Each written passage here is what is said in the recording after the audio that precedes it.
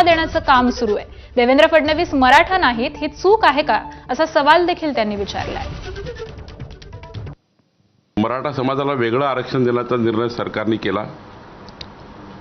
अनावधानाने उद्धव ठाकरे सरकार असताना सुप्रीम कोर्टात टिकला नाही। आमच्या काळात तो सुप्रीम कोर्टात पण टिकला, त्यातही आपण आता काही जाण्याची गरज नाही। पण मला काँग्रेसला विचारायचं आहे, नाना पटोले, वडेट्टीवार, हर्षवर्धन सपकाळ ही जी संपूर्ण टीम आहे, या टीमच्या मनात काय, या टीमने आपलं स्पष्ट केलं पाहिजे। आता देवेंद्रजी पुन्हा पुढाकार घेत आहे। एवढा सारा पुढाकार मराठा आरक्षणाकरता घेतल्यावरही देवेंद्र फडणवीसजी मराठा नाही आहे का, ही चूक आहे का?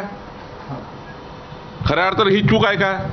त्यांना टार्गेट करणे ही जी काही सुरू आहे ते काही योग्य दिसत नाही आहे। तुम्ही मागण्या नक्की करा, जरूर करा, पण मराठा समाजाच्या माध्यमातून तुम्ही एका नेत्याला त्या ठिकाणी टार्गेट करणे ही भूमिका काही योग्य नाही आणि काँग्रेस पार्टीची भूमिका स्पष्ट झाली पाहिजे। मराठा आरक्षण आंदोलनाला आपला पाठिंबा आहे। ओबीसी